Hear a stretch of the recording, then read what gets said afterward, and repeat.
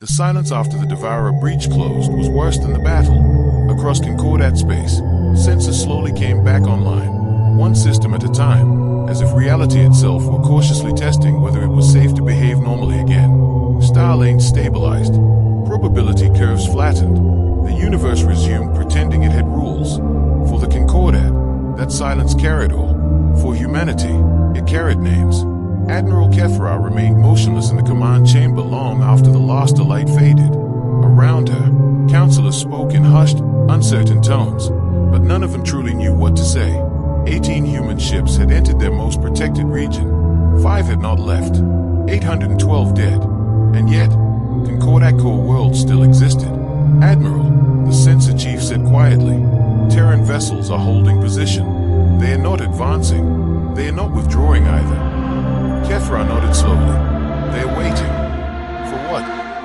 For us, she replied.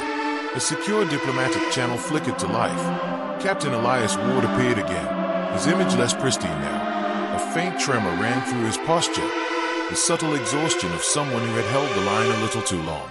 Admiral Kefra, he said, your space is secure. For now, she echoed. Ward didn't deny it. You sacrificed your own ships without hesitation, Kefra said. You intervened in a war that was not yours, and you did so knowing we might still declare you hostile afterward. Yes, Ward replied simply. Why, or she asked again. Not strategy, not deterrence. Why do humans do this? Ward looked away for a moment. When the Devourers first came for us, he said, we thought it was an invasion, a war, something we could win if we hit hard enough. His gaze returned, eyes darker now. It wasn't a war, he continued. It was a harvest. The hololith shifted. Human archival footage flooded the chamber. Star systems flickering out. Colonies erased mid-transmission. Entire populations reduced to static and silence. Concordat analysts had seen destruction before, but this was different. This was systematic.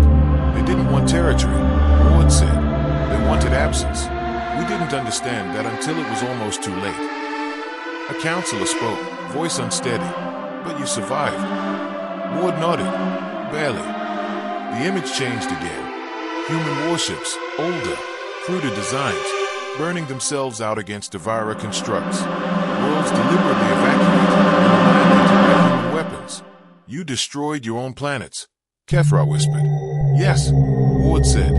We denied them food. A chill spread through the chamber. You burned entire civilizations, another counselor said. Ward met their gaze without flinching. We saved our species. Silence followed. After the war, Ward continued. We rebuilt, but we didn't forget. We mapped the scars. We studied what they did, how they broke the rules. And then, he paused. We learned to break them back. Kefra exhaled slowly. And now you're here. Yes. To warn us, she asked. Ward shook his head. No, to cooperate. That caused an immediate uproar. Cooperate, one counselor barked. You violate our borders, deploy forbidden weapons, and now you demand. Ward raised a hand, not aggressive, just firm. We're not demanding, he said. We're offering, because whether you like us or not, they're coming back. The room stilled. You said they were defeated, not exterminated, Kefra said.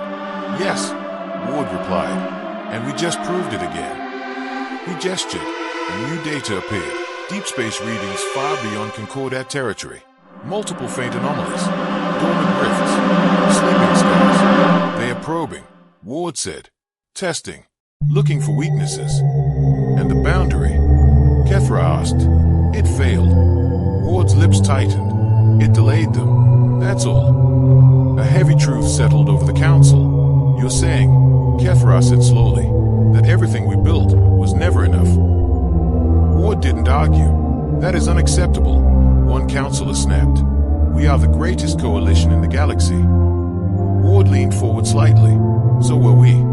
That hit harder than any threat. A long pause followed. Finally, Kefra spoke. If we accept your cooperation, what do humans want in return? Ward didn't hesitate. Transparency, he said. Shared intelligence.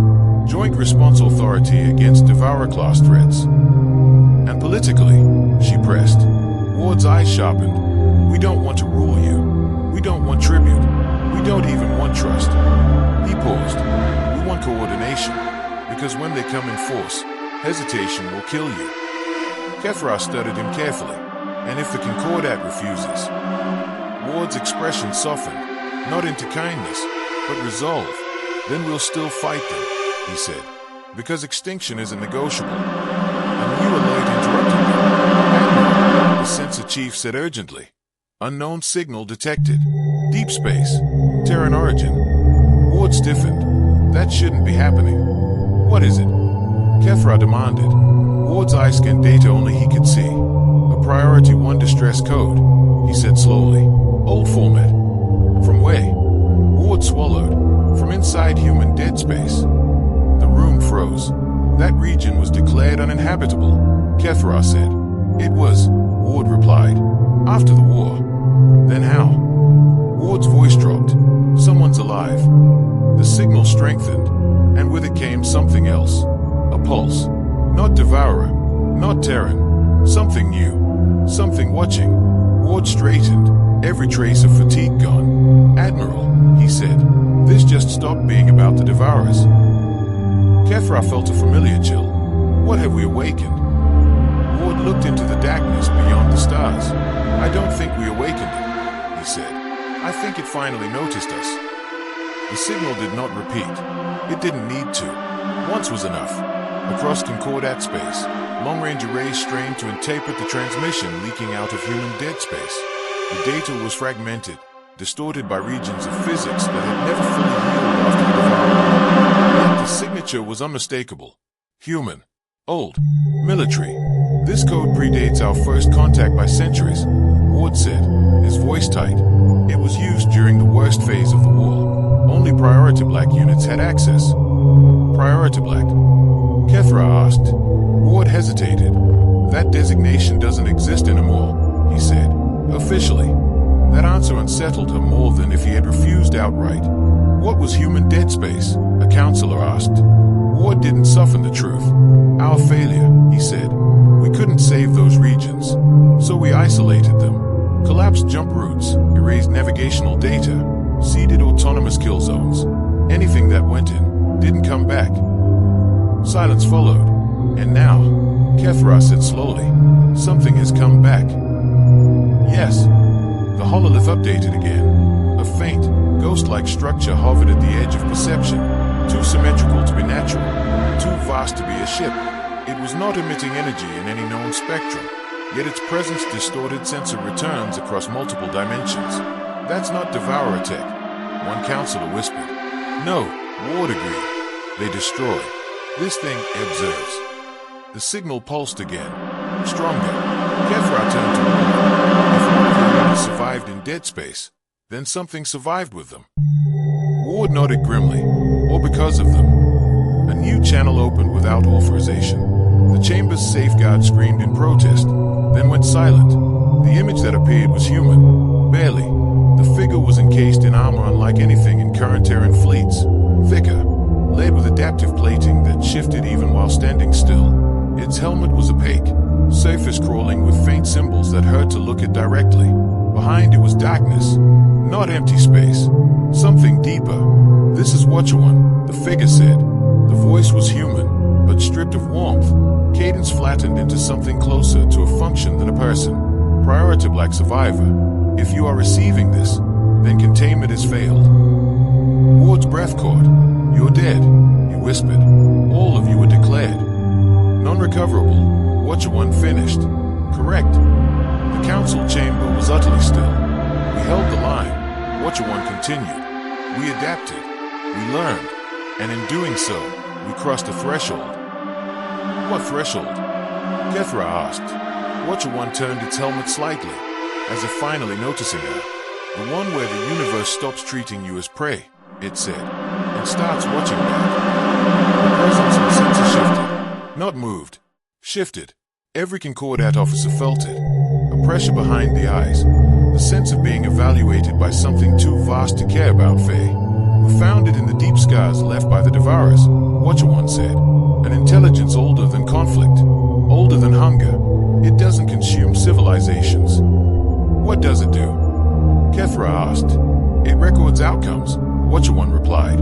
It intervenes only when variables exceed acceptable thresholds. Ward's fists clenched. You didn't tell us this existed. You sealed us away, Watcher-1 said calmly.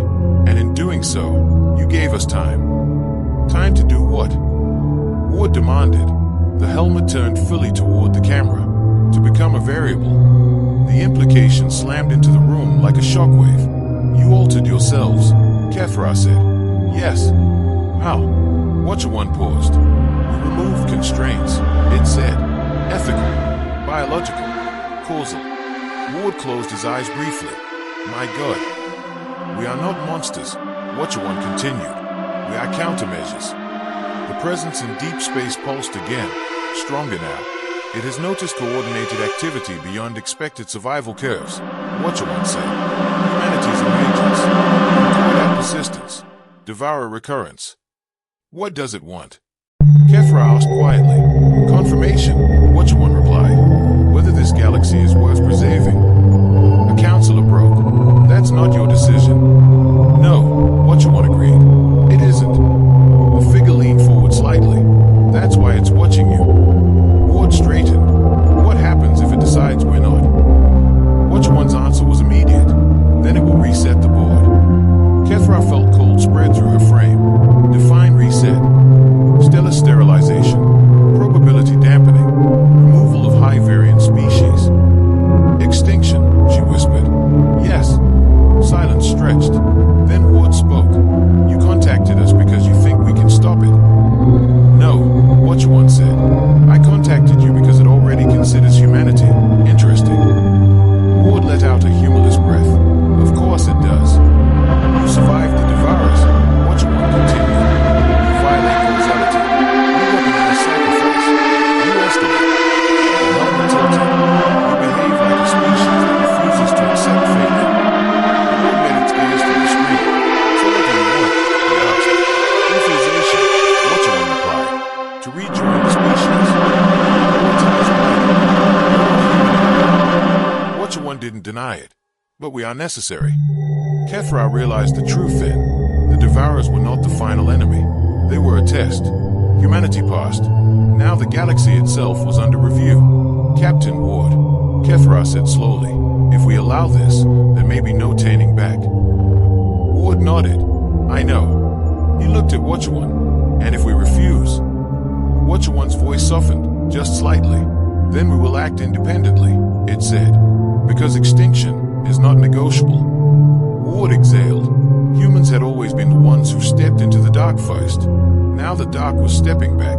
Admiral, Ward said, turning to Kethra, welcome to the next contact scenario. She held his gaze. Who is it with? She asked. Ward answered without hesitation. The Univice.